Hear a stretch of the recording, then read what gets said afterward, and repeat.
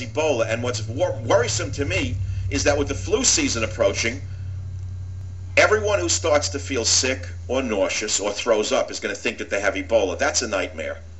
And our hospitals are going to be flooded, and there's going to be a panic here. Now, I understand the government has to control this, but, you know, there's a fine line between controlling panic and inducing panic by outright lying. And that's where I come in. I'm trying to walk that line. So let's play that song, I Walk the Line. Who did that one? I walk the line, I walk the line. I like that song. I don't know who did it. Some country singer who used to work on a railroad. I forget his name. Because you're mine, I walk the line. I walk the line. Beautiful song. He means a railroad line. He doesn't mean a thin line. I walk the thin line. It's a little harder than a double rail line. All right, we're living in this together, friends. Just remember this, we're all in this together. Everyone listening to this show should know only one thing.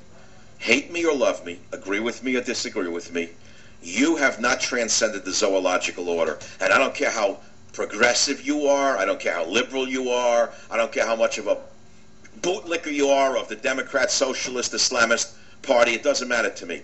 At the end of the day, we're all humans, we all belong to the same zoological order called Homo sapiens, and all of us are vulnerable to this disease. I'll be right back.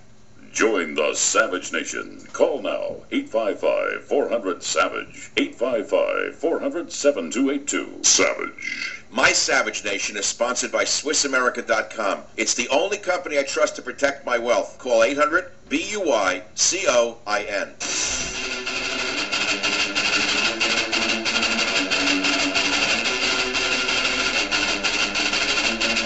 I don't have a philosophical objection necessarily to a travel ban if that is the thing that is going to keep the American people safe. Right. The problem is that in all the discussions I've had thus far with experts in the field, experts in infectious disease, Rubbish. that a travel ban is less effective than the measures that we are... Rubbish. You're talking to the same clowns who you put in office. So, Frieden, Mr. Soda Tax, that's who you're talking to, Fauci? They've been around for 30 years, and they have one knowledge base, and that's on AIDS. This is not AIDS. This is not the HIV virus, but they're putting out the same rhetoric. So let's get down to brass tacks. Something you haven't heard yet. Ebola is an RNA virus. What does that mean to you? What's RNA? Do you know the difference between RNA and DNA? You don't have to.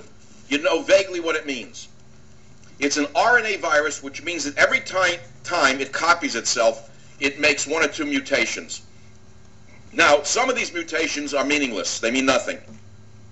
But some of them might be able to change the way the virus behaves inside the human body. Dr. C.J. Peters, one of the heroes featured in the Hot Zone, said this: imagine every time you copy an essay, you change a word or two.